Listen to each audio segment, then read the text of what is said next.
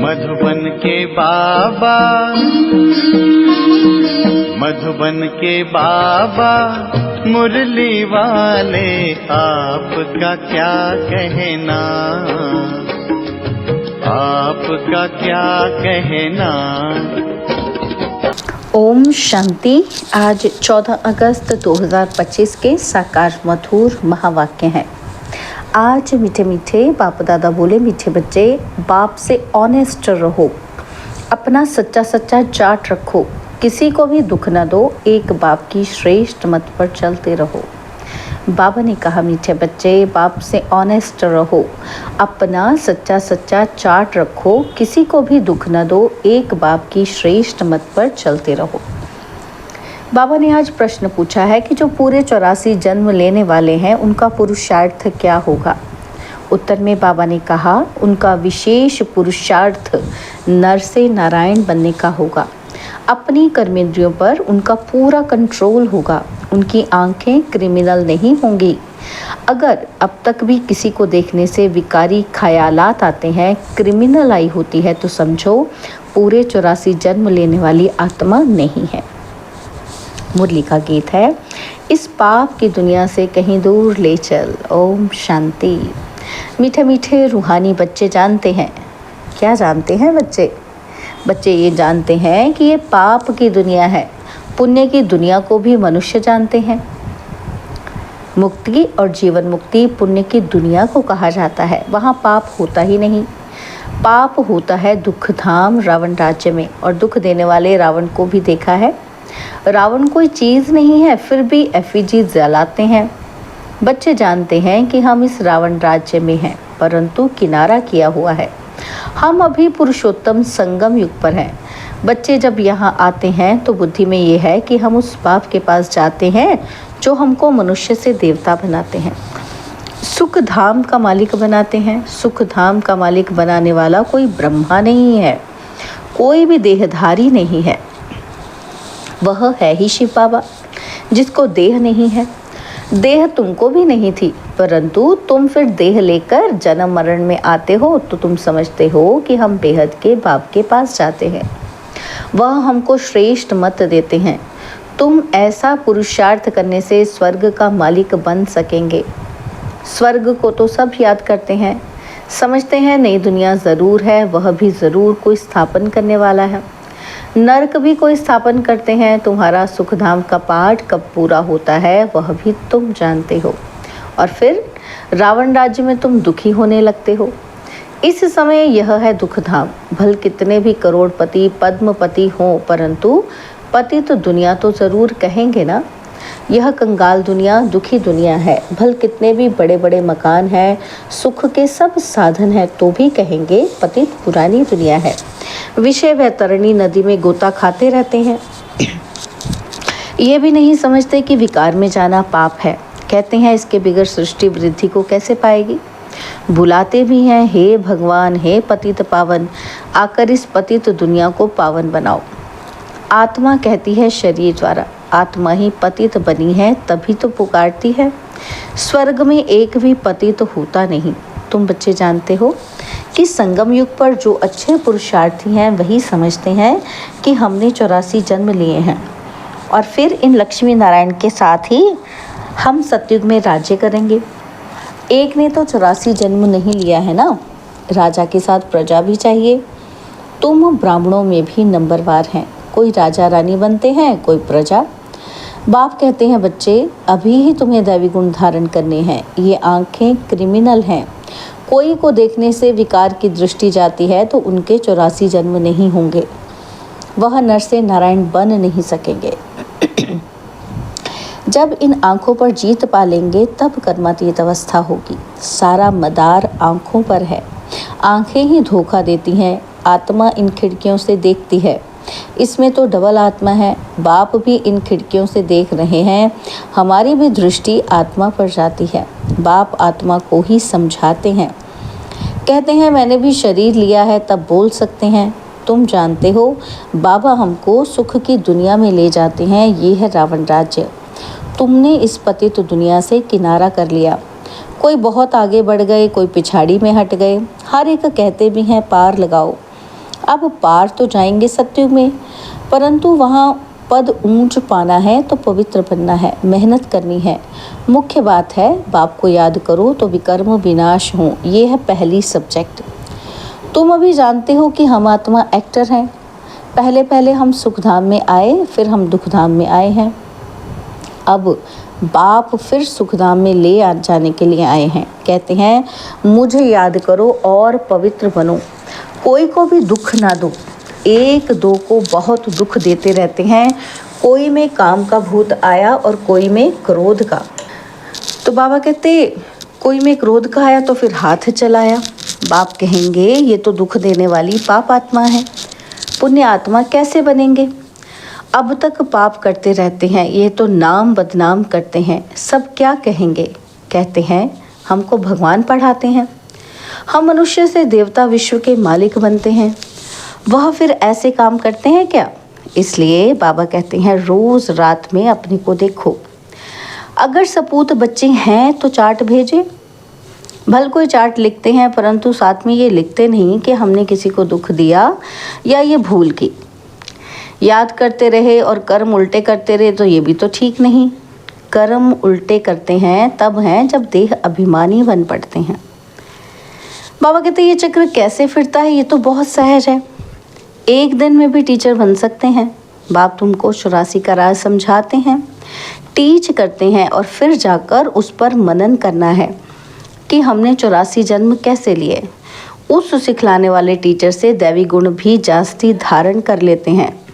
बाबा सिद्ध कर बतला सकते हैं, दिखाते हैं बाबा हमारा चार्ट देखो, हमने ज़रा भी किसी को दुख नहीं दिया है। बाबा कहेंगे ये बच्चा तो बहुत मीठा है, अच्छी खुशबू निकाल रहे हैं। टीचर बनना तो सेकंड का काम है। टीचर से भी स्टूडेंट याद की यात्रा में तीखे निकल जाते हैं, तो टीचर से भी ऊंच पद पाएंगे। बाबा तो पूछते हैं किसी को टीच करते हो? रोज़ शिव के मंदिर में जाकर टीच करो। शिव बाबा कैसे आकर स्वर्ग की स्थापना करते हैं, स्वर्ग का मालिक बनाते हैं। समझाना बहुत ही सहज है। बाबा को चार्ट भेज देते हैं कि बाबा हमारी अवस्था ऐसी है। बाबा पूछते हैं बच्चे कोई विकर्म तो नहीं करते हो? क्रिमिनल आई उल्टा पुल्टा काम तो नहीं कर जाती? अपने मैनर्स कैरेक्टर्स देखने हैं। चाल चलन का सारा मदार आंखों पर है। आंखें अनेक प्रकार से धोखा देती हैं।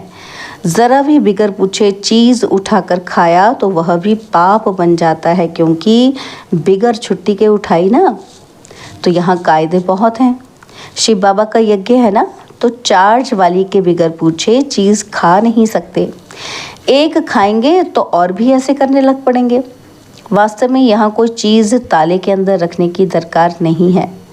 लॉ कहता है कि इस घर के अंदर किचन के सामने कोई भी अपवित्र आने नहीं चाहिए। बाहर में तो पवित्र अपवित्र का सवाल ही नहीं। परंतु पतित तो अपने को कहते हैं ना, सब पतित हैं। कोई वल्लभाचारी को अथवा शंकराचार्य को हाथ लगा ही ना सके, क्योंकि वो समझते हैं कि हम पावन और ये पतित हैं। भल यहाँ सबके शरीर पतित हैं तो भी पुरुषार्थ अनुसार विकारों का संन्यास करते हैं, तो निर्विकारी के आगे विकारी मनुष्य माथा टेकते हैं। कहते हैं ये बड़ा अच्छा धर्मात्मा मनुष्य है, सत्युग में तो मलेच्छ होते ही नहीं, है ही पवित्र दुनिया। एक ही कैटेगरी है, तुम इस सारे राज को जानते हो। शुरू से लेकर सृष्टि के आदि मध्य अंत का राज बुद्धि में रहना चाहिए। हम सब कुछ जानते हैं, बाकी कुछ भी जानने का रहता ही नहीं। रचता बाप को जाना, सूक्ष्म वतन को जाना, भविष्य मर्तबे को जाना, जिसके लिए ही पुरुषार्थ करते हो। और फिर अगर चलन ऐसी हो जाती है तो ऊंच पद पा नहीं सकेंगे। किसी को दुख देते, विकार में जाते हैं या बुरी दृष्टि रखते हैं तो यह भी पाप है। दृष्टि बदल जाए बड़ी मेहनत है। दृष्टि बहुत अच्छी चाहिए। आंखें देखती हैं, ये क्रोध करते हैं तो खुद भी लड़ पड़ते हैं। शिव बाबा में ज़रा भी लव नहीं, याद ही नहीं करते। बलिहारी शिव बाबा की है, बलिहारी गुरु आपकी, बलिहारी उस सत्य गुरु की जिसने गोविंद श्री कृष्ण का साक्षात्कार कराया। गुरु द्वारा तुम गोविंद बनते हो। साक्षात्कार से सिर्फ मुख मीठा नहीं होता। मीरा का मुख मीठा हुआ क्या? सचमुच स्वर्ग में तो गई नहीं, वह है भक्ति मार्ग। उनको स्वर्ग का सुख नहीं कहेंगे। गोविंद को सिर्फ देखना नहीं है, ऐसा बनना है। तुम यहाँ आए ही हो ऐसा बनने, ये नशा रहना चाहिए। हम उनके पास जाते हैं जो हमको ऐसा बनाते हैं। तो बाबा सबको ये राय देते हैं, चार्ट में भी ये लिखो, आंखों ने धोखा तो नहीं दिया, पाप तो नहीं किया। आंखें कोई ना कोई बात में धोखा ज़रूर देती हैं। आंखें बिल्कुल शीतल हो जानी चाहिए। अपने को अशरीरी समझो। यह कर्मातीत अवस्था पिछाड़ी में होगी, सो भी जब बाबा को अपना चार्ट भेज देंगे। भल धर्मराज के रजिस्टर में सब जमा हो जाता है ऑटोमेटिकली। परंतु जबकि बाप साकार में आए हैं तो कहते हैं साकार को मालूम पड़ना चाहिए, तो खबरदार करेंगे। क्रिमिनल आई अथवा देह अभिमान वाला होगा तो वायुमंडल को अशुद्ध कर देंगे। यहाँ बैठे भी बुद्धि योग बाहर चला जाता है। माया बहुत धोखा देती है, मन बहुत तूफानी है। कितनी मेहनत करनी पड़ती है ये बनने के लिए। बाबा के पास आते हैं, बाबा ज्ञान का श्रृंगार कराते हैं आत्मा को। समझते हो हम आत्मा ज्ञान से पवित्र होंगी, फिर शरीर भी पवित्र मिलेगा। आत्मा और शरीर दोनों पवित्र सतयुग में होते हैं और फिर आधा कल्प के बाद रावण राज्य होता है। मनुष्य कहेंगे भगवान ने ऐसा क्यों किया, यह अनादि ड्रामा बना हुआ है। भगवान ने थोड़ी कुछ किया, सतयुग में होता ही है एक देवी देवता धर्म। कोई कहते हैं ऐसे भगवान को हम याद ही क्यों करें। लेकिन तुम्हारा दूसरे धर्म से कोई मतलब नहीं, जो कांटे बने हैं वहीं आकर फूल बनेंगे। मनुष्य कहते हैं क्या भगवान सिर्फ भारतवासियों को ही स्वर्ग में ले जाएंगे, हम मानेंगे ही नहीं। भगवान को भी दो आंखें हैं क्या, परंतु ये जो ड्रामा बना हुआ है। सब स्वर्ग में आए तो फिर अनेक धर्मों का पाठ कैसे चले। स्वर्ग में इतने करोड़ होते ही नहीं। पहली मुख्य बात भगवान कौन है उनको तो समझो। ये नहीं समझा है तो अनेक प्रश्न करते रहेंगे। अपने को आत्मा समझेंगे तो कहेंगे ये तो बात ठीक है, हमको पतित से पावन ज़रूर बनना है, याद करना है उस एक को। सब धर्मों में भगवान को याद करते हैं। तुम बच्चों को अभी ये ज्ञान मिल रहा है, तुम समझते हो ये सृष्टि चक्र कैसे फिरता है। तुम कितना प्रदर्शनी में भी समझाते हो, बिल्कुल निकलते थोड़े हैं। परंतु ऐसे थोड़ी कहेंगे कि इसलिए करनी नहीं चाहिए। ड्रामा में था किया, कहाँ निकलते भी हैं प्रदर्शनी से, कहीं नहीं निकलते हैं। आगे चल आएंगे, ऊंच पद पाने का पुरुषार्थ करेंगे। कोई को कम पद पाना होगा तो इतना पुरुषार्थ नहीं करेंगे। बाप बच्चों को फिर भी समझाते हैं कि विकर्म कोई नहीं करो। ये भी नोट करो कि हमने किसी को दुख तो नहीं दिया, कोई से लड़ाई झगड़ा तो नहीं की, उल्टा सुल्टा तो नहीं बोला, कोई अकर्तव्य कार्य तो नहीं किया। बाबा कहते हैं विकर्म जो किए हैं सो लिखो। यह तो जानते हो कि द्वापर से लेकर विकर्म करते अभी बहुत विकर्मी बन गए। बाबा को लिखकर देने से बोझा हल्का हो जाएगा। लिखते हैं हम किसी को दुख नहीं देते। बाबा कहेंगे अच्छा चार्ट लेकर आना तो देखेंगे। बाबा बुलाएंगे भी कि ऐसे अच्छे बच्चों को तो हम देखें तो सही। सपूत बच्चों को बाप बहुत प्यार करते हैं। बाबा जानते हैं कि अभी कोई संपूर्ण बना नहीं है। बाबा हर एक को देखते हैं कि कैसे पुरुषार्थ करते हैं। बच्चे चार्ट नहीं लिखते हैं तो ज़रूर कुछ खामियां हैं जो बाबा से छिपाते हैं। सच्चा ऑनेस्ट बच्चा उनको ही समझता हूँ जो चार्ट लिखते हैं। चार्ट के साथ फिर मैनर्स भी चाहिए। अच्छा, मीठे मीठे सिकिल हृदय बच्चों प्रति माता पिता बाप दादा का याद प्यार और गुड मॉर्निंग। रूहानी बाप की रूहानी बच्चों को नमस्ते। हम रूहानी बच्चों की रूहानी बाप दादाजी को दिलवा जान सिकवा प्रेम से नमस्ते। ओम शांति। प्यारे बाबा, मीठे बाबा, मेरे बाबा, शुक्रिया बाबा, शुक्रिया बाबा, शुक्रिया। धारणा के लिए मुख्य सार है, पहला पॉइंट है स्वयं का बोझ हल्का करने के लिए जो भी कर्म हुए हैं वो बाप को लिख कर देना है। अब किसी को भी दुख नहीं देना है, सपूत बनकर रहना है। और सेकंड पॉइंट, अपनी दृष्टि बहुत अच्छी बनानी है, आंखें धोखा ना दे, इसकी संभाल करनी है। अपने मैनर्स बहुत बहुत अच्छे रखने हैं, काम क्रोध के वश हो कोई पाप नहीं करना है। बाबा ने आज हमें वरदान दिया कि लक्ष्य और मंजिल को सदा स्मृति में रख, तीव्र पुरुषार्थ करने वाले सदा होली और हैप्पी भव। लक्ष्य और मंजिल को सदा स्मृति में रख तीव्र पुरुषार्थ करने वाले सदा होली और हैप्पी भव। ब्राह्मण जीवन का लक्ष्य है कि बिना कोई हद के आधार के सदा आंतरिक खुशी में रहना। जब यह लक्ष्य बदल हद की प्राप्तियों की छोटी छोटी गलियों में फंस जाते हो तब मंजिल से दूर हो जाते हो। इसलिए कुछ भी हो जाए, हद की प्राप्तियों का त्याग भी करना पड़े तो उन्हें छोड़ दो, लेकिन अविनाशी खुशी को कभी नहीं छोड़ो। होली और हैप्पी भव के वरदान को स्मृति में रख तीव्र पुरुषार्थ द्वारा अविनाशी प्राप्तियां करो। स्लोगन है, गुण मूर्त बनकर गुणों का दान देते चलो, यही सबसे बड़ी सेवा है। गुण मूर्त बनकर गुणों का दान देते चलो, यही सबसे बड़ी सेवा है। बाबा के व्यक्त इशारे, सहज योगी बनना है तो परमात्मा प्यार के अनुभवी बनो।